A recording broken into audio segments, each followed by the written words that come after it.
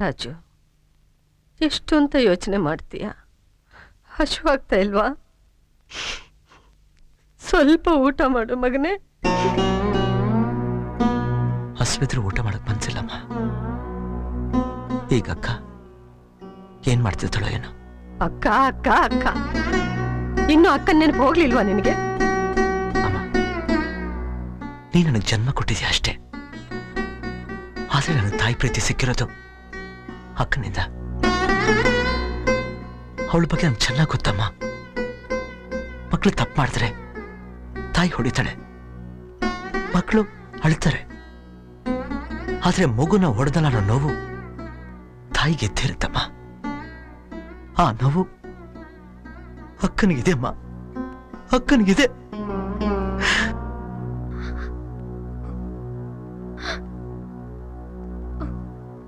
ನನಗೆ ನಮ್ಮ ಅಕ್ಕ ದೇವ್ರು, ಅಕ್ಕನಿಗೆ ಭಾವ ದೇವ್ರು.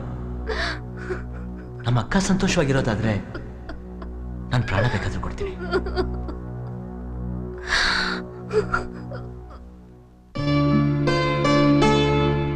ಗೀತಾ, ಇಲ್ಲಿ ಕಾಲಿಡು. ಯಾಕೆ ಮಾವ?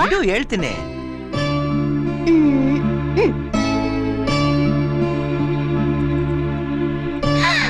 ಹಾಯ್ ಗೆಜ್ಜೆ, ಎಲ್ಲಿ ತಂದೆ ಮಾವ? ಇವತ್ ಸಂತೆಗೆ ಹೋಗಿದ್ನಲ್ಲ, ಬರ್ಬೇಕಾದ್ರೆ ಅಂಗಡಿಲಿ ಗೆಜ್ಜೆ ನೋಡ್ದೆ. ನಿನ್ ಜ್ಞಾಪಕ ಬಂತು, ತಂದೆ. ಚೆನ್ನಾಗಿದ್ಯಾ? ಚೆನ್ನಾಗಿದೆ.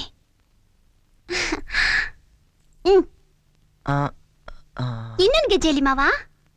ಅದು ಅಂಗಡಿಯವನು ಜೋಡಿಗೆ 400 ರೂಪಾಯಿ ಅಂದ. ನನ್ ಕೇಳಿದ್ದಿದ್ದು 200 ರೂಪಾಯಿ. ಅದಕ್ಕೆ ಒಂದೇ ಗೆಜ್ಜೆ ತಂದೆ. ಏನ್ ಮಾವ, ಒಂದ್ ಗೆಜ್ಜೆ ಯಾರಾದ್ರೂ ತರ್ತಾರಾ? ಆ ಅಂಗಡಿಯವನ್ ಇದೇ ಮಾತು ಕೇಳ್ದ. ಆದ್ರೆ ನಾನ್ ಎಷ್ಟು ಬುದ್ಧಿವಂತ ಅಂತ ಆ ಅಂಗಡಿಯವನ್ಗಿನ್ನೂ ಗೊತ್ತಿಲ್ಲ. ಬುದ್ಧಿವಂತ ಮತ್ತಿನ್ನೇನು, ಜೋಡಿ ಗೆಜ್ಜೆಲಿ 1 ಗೆಜ್ಜೆ ನಾನ್ ತಂದಿದ್ದೀನಿ. ಮಿಕ್ಕಿದ 1 ಗೆಜ್ಜೆನ ಬೇರೆ ಯಾರು ತಗೋತಾರೆ? ಆಮೇಲೆ 200 ರೂಪಾಯಿ ತಗೊಂಡು ಹೋಗಿ ಆ ಗೆಜ್ಜೆನು ತಂದು ನಿನಗೆ ಹಾಕ್ತೀನಿ.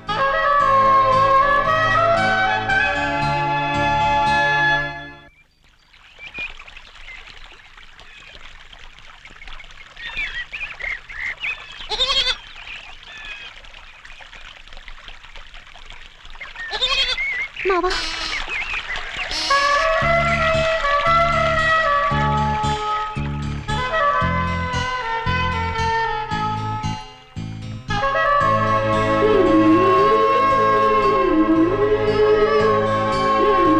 ನಾನೇನೋ ನಿನಗೆ ಬೇಡವಾದೆ, ನಾನು ಹಾಕಿದ ಗೆಜ್ಜೆನೂ ಬೇಡವಾಯ್ತಾ? ಇಲ್ಲ ಮಾವ, ಇದು ನೀನ್ ಕಟ್ಟಿದ ಗೆಜ್ಜೆ ಅಲ್ಲ, ಇನ್ನೊಂದು ಗೆಜ್ಜೆ. ಇದು ನಿನ್ ಕೈಯಾರನೇ ಕಟ್ಟಿಸ್ಕೋಬೇಕು ಅಂತ ತಗೊಂಡ್ ಬಂದೆ. ಈ ಗೆಜ್ಜೆ ಕಟ್ಟೋಕೆ ಕೂಲಿ ಎಷ್ಟು ಕೊಡ್ತೀಯ? ಹಾಗೆಲ್ಲ ಮಾತಾಡ್ಬೇಡ ಮಾವ, ದಯವಿಟ್ಟು ನನ್ ಕ್ಷಮಿಸ್ಬಿಡು. ಅವತ್ ನಾನು ಹಾಗೆ ಮಾತಾಡಿದ್ದು ತಪ್ಪೇ. ಇದ್ರಲ್ಲಿ ನಿನ್ ತಪ್ಪೇನಿಲ್ಲ. ಒಬ್ಬ ಶ್ರೀಮಂತರ ಮಗಳು ತನ್ನ ಮನೆ ಕೆಲಸದ ಜೊತೆ ಹೇಗೆ ಮಾತಾಡ್ಬೇಕೋ ಹಾಗೆ ಮಾತಾಡಿದ್ಯಾ.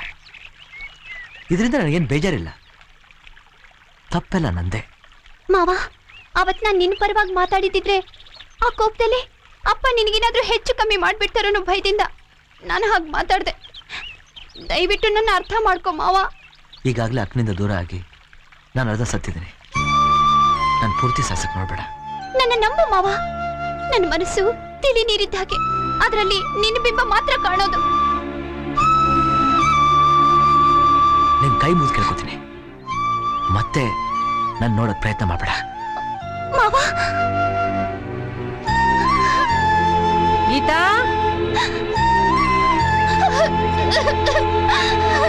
ಅಜ್ಜಿ,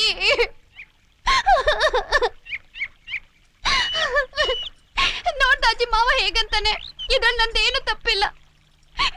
ನೋಡಮ್ಮ, ಇದ್ರಲ್ಲಿ ನಿನ್ ತಪ್ಪೇನಿಲ್ಲ. ನಾನೆಲ್ಲ ಕೇಳಿಸ್ಕೊಂಡೆ, ನೀನ್ ಅಳಬೇಡ. ಮಗ, ಸಮಾಧಾನ ಮಾಡ್ಕೋವ. ಈ ಕಷ್ಟ ಕಣ್ಣೀರು ಅನ್ನೋದು ಯಾವತ್ತೂ ಶಾಶ್ವತ ಅಲ್ಲವ್ವ.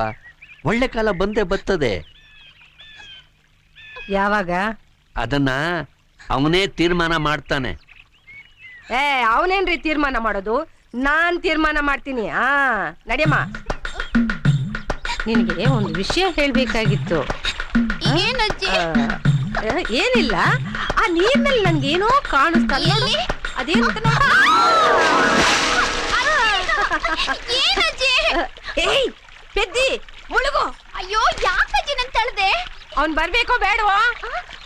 ಬರ್ಬೇಕು. ಮುಳುಗು. ರಾಜು, ಮುಳುಗು. ಅವಳು ಮುಳುಗೋಗ್ತಾ ಇದ್ದಾಳೆ, ಬೇಗ ಬಾರೋ. ಬಂದೆ ಬಂದೆ ಕಾಪಾಡ್ತೀನಿ ನಾನ್ ಕಾಪಾಡ್ತೀನಿ ಏನ್ ಮಾಡ್ತೀರಾ? ಕಾಪಾಡ್ತೀನಿ ಕಡೆ ಪಾಪ ಮುಳುಗ್ತಾವಳೆ. ಏ ಬನ್ರಿ ಈ ಕಡೆ ಬನ್ರಿ. ಅಂದ್ರೆ ಆಕಾಶ ನೋಡ್ತೀರಾ? ರಾಜು ಬಂದು ಕಾಪಾಡೋಳ. ನಿಮ್ಮ ಅಕ್ಕನ ಮಗಳು ಕಣೋ, ನೀರಿಗೆ ಬಿದ್ದೋದ್ಲು.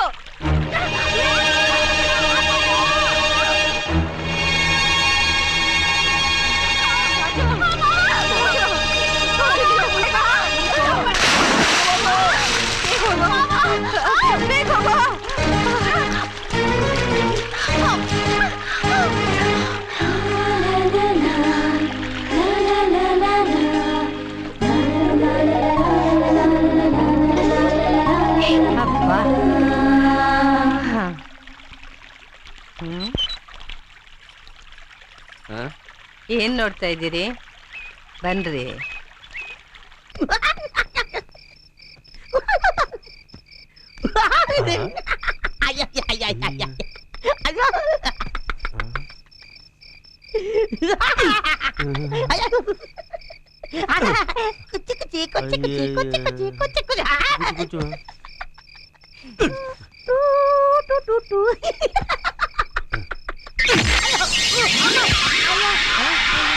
ಯಾಕಲೆ ಒಳ್ಳೆ ಚೊಂಚೊಕ್ತ ನಂಗೆ ಆಡ್ತಿದೆ.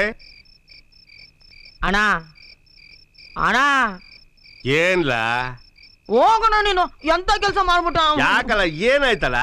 ಅದು ಆ, ಎಂತ ಕನಸು ಬಿದ್ದಿತ್ತು. ಎಲ್ಲ ಮಂಡ್ರಿಗಪ್ಪೆ ನನ್ ಮಗನೇ, ನಿನಗೂ ಕನ್ಸ್ ಬಿಡ್ತದೆ ಅಲ್ಲ? ಎಂತ ಕನಸು, ಹಿಂದೆ ಬಿದ್ದಿಲ್ಲ ಮುಂದೆ ಬೀಳೋದು ಇಲ್ಲ. ನಿನಗಂತೂ ಈ ಜನ್ಮದಲ್ಲೇ ಬೀಳೋದಿಲ್ಲ. ಹಂಗೆ ಹೇಳ್ತೀಯ? ಅದಿನ್ನೆಂತ ಕನ್ಸು ಹೊಸಿ ಹೇಳ ಕೇಳವ. ಅದು ಏಯ್ ನಾಚ್ಕೋಬೇಡ, ಹೇಳ. ಅದು ಚಿಂತಾಮಣಿ. ಚಿಂತಾಮಣಿ ಹೇಳಲೇ. ಚಿಂತಾಮಣಿ ನನ್ ಕಷ್ಟ ನೋಡಕ್ ಆಗದೆ ಅವಳಿಗೆ ಪ್ರೀತಿ ಉಕ್ಕಿ ಬಂದು ಅಯ್ಯೋ ಬಲ್ಲಿದೆ.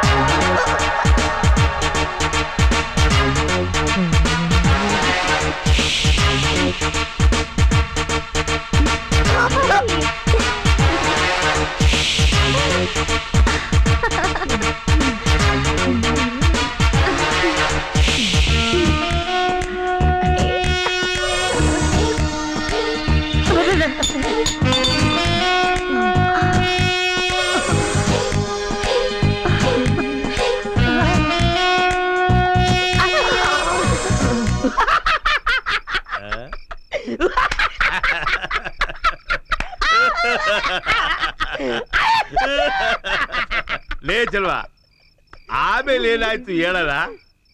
ಅಣ್ಣ ನಾವ್ ಹಂಗಿರ್ಬೇಕಾದ್ರೆ ಯಾವನು ಹೊಂದಿನ ನಮಗ ಬಂದು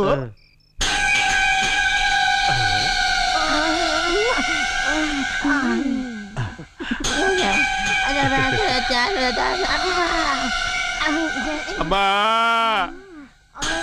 ತಾಯೇ ಕವಳ ಅಕ್ಕಪ್ಪ ಅಣ್ಣ. ಗೋತಿ ನನ್ ಮಗನೇ, ನಾಯಿ ನನ್ ಮಗನೇ, ಹಂದಿ ನನ್ ಮಗನೇ, ಮಂಡ್ರಿಗಪ್ಪೆ ನನ್ ಮಗನೇ, ತಿರ್ಪೆ ಹತ್ತಾಗ ಒತ್ತು ಗೊತ್ತು ಏನಿಲ್ವಾ ನಿನಗೆ? ಯಾವ ಕಡೆಯಿಂದ ಬಂದಿವ್ ನೀನು? ಈ ಕಡೆಯಿಂದ ಬಂದ.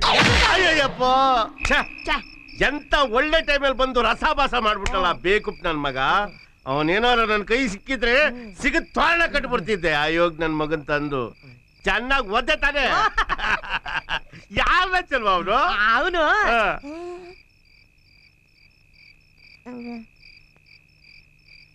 ನೀನೇ. ನಾನು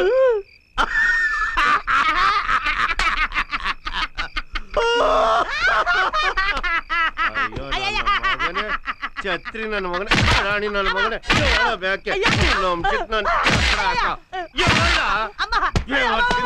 ಮಗನೇ. ದೊಡ್ಡ ಹಾ.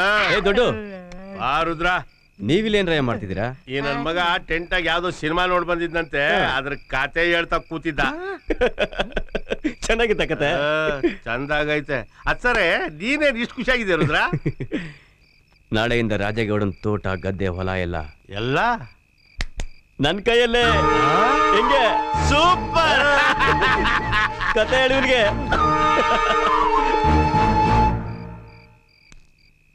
ಚಲ್ವಾ, ನಮ್ ದಾರಿಗೆ ಅಡ್ವಾಗಿರೋ ಆ ರಾಜೇಗೌಡನ್ನ ಕಿತ್ತಾಕ ಕಾಯ್ತಾ ಇಲ್ವಲ್ಲ, ಏನ್ಲ ಮಾಡೋದು? ಸುಮ್ಕೆ ನಾನು ಅದಕ್ಕೆ ನನ್ನ ಹತ್ರ ಒಂದು ಬೊಂಬಾಟ್ ಐಡಿಯಾ ಐತೆ. ಹಾ. ಇಲ್ಲಿ ಇಟ್ರೆ ಅಲ್ಲಿ ಡಮಾರು.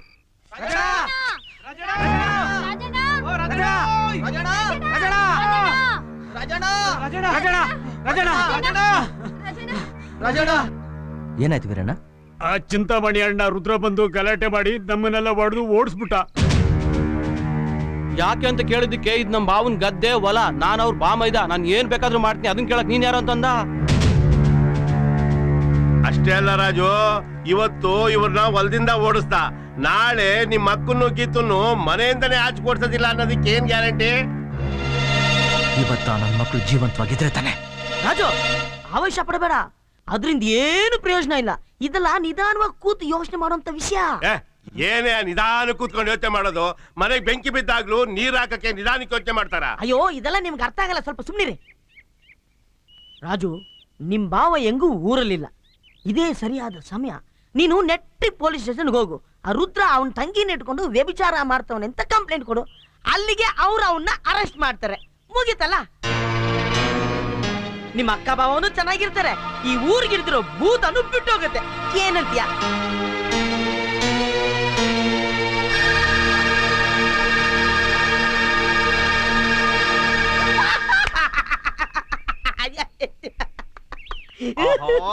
ನನ್ನ ಮಗನೇ, ನೀನ್ ಹಿಡಿದು ಮುದ್ದೋರ್ಸುತ್ತೆ ಕಣು.